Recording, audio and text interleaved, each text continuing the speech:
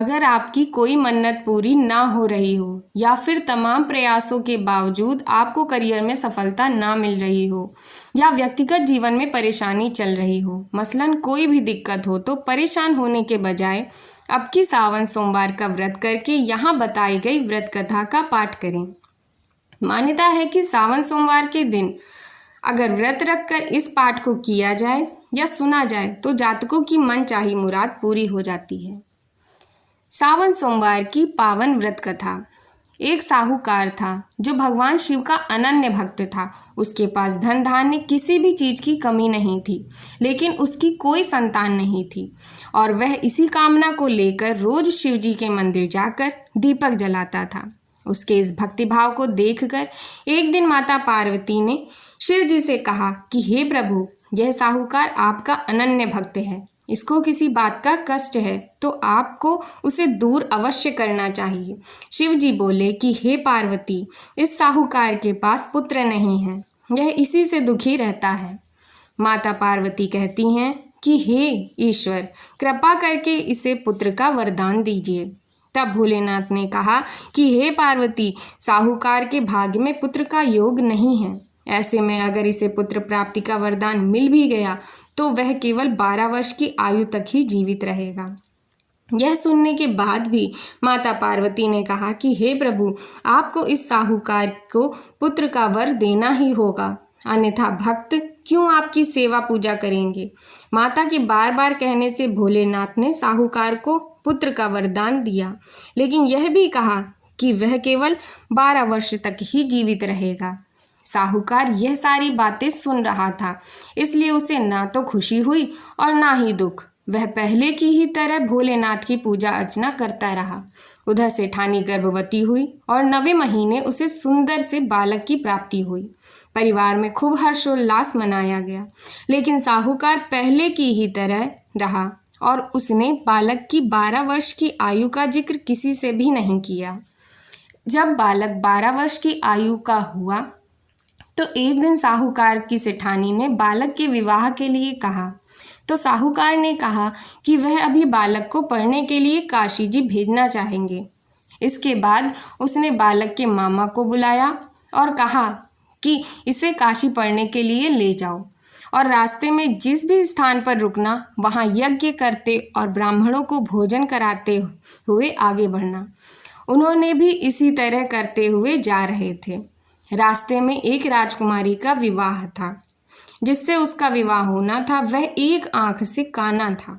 तो उसके पिता ने जब अति सुंदर साहूकार के बेटे को देखा तो उनके मन में आया कि क्यों ना इसी ही घोड़ी पर बैठाकर शादी के सारे कार्य संपन्न करा लिए जाएं। तो उन्होंने मामा से बात की और कहा कि इसके बदले में वह अथाह धन देंगे, तो वह भी राजी हो गए। इसके बाद साहूकार का बेटा विवाह की वेदी पर बैठा और जब विवाह कार्य संपन्न हो गए तो जाने से पहले उसने राजकुमारी की चुनरी के पल्ले पर लिखा कि तेरा विवाह तो मेरे साथ हुआ, लेकिन जिस राजकुमार के साथ भेजेंगे वह तो एक आंख का काना है।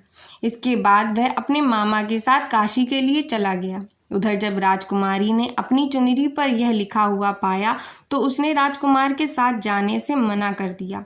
तो राजा ने भी अपनी पुत्री को बारात के साथ विदा नहीं किया। बारात वापस लौट गई। उधर मामा और भांजे काशी पहुंच गए थे। एक दिन जब मामा ने यज्ञ रचा और भांजा बहुत देर तक बाहर नहीं आया तो मामा ने अंदर जाकर देखा कि भांजे के प्राण निकल चुके थे। वह बहुत परेशान हुए, लेकिन सोचा कि अभी रोना पिटना मचाया तो ब्राह्मण चले जाएंगे और यज्ञ का कार्य अधूरा रह जाएगा। जब यज्ञ संपन्न हुआ तो मामा ने रोना शुरू किया। उसी समय शिव पार्वती उधर से जा रहे थे। तो माता पार्वती ने शिव जी से पूछा कि हे प्रभु, ये कौन रो रहा है। तभी उन्हें पता चला कि यह तो भोलेनाथ के आशीर्वाद से जन्मा साहूकार का पुत्र है जो अब नहीं रहा। तब माता पार्वती जी कहती हैं कि हे स्वामी, इसे जीवित कर दें, अन्यथा रोते रोते इसके माता पिता के प्राण भी निकल जाएंगे। तब भोलेनाथ ने कहा कि हे पार्वती, इसकी आयु इतनी ही थी सो वह भोग चुका, लेकिन माँ के बार बार आग्रह करने पर भोलेनाथ ने उसे जीवित कर दिया। लड़का ओम नमः शिवाय कहता हुआ उठा और मामा भांजे दोनों ने ईश्वर को धन्यवाद दिया और अपनी नगरी की ओर लौटे। रास्ते में वही नगर पड़ा और राजकुमारी ने उन्हें पहचान लिया। तब राजा ने राजकुमारी को साहूकार के बेटे के साथ बहुत सारे धन धान्य देकर विदा किया। उधर साहूकार और उसकी पत्नी छत पर बैठे थे।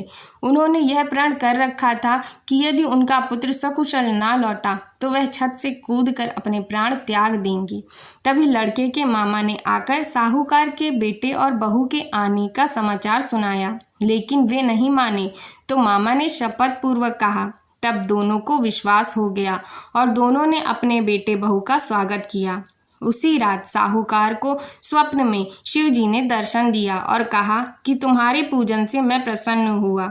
इसी प्रकार जो भी व्यक्ति इस कथा को पढ़ेगा या सुनेगा उसके समस्त दुख दूर हो जाएंगे और मनोवांछित सभी कामनाओं की पूर्ति होगी। बोलो उमापति महादेव।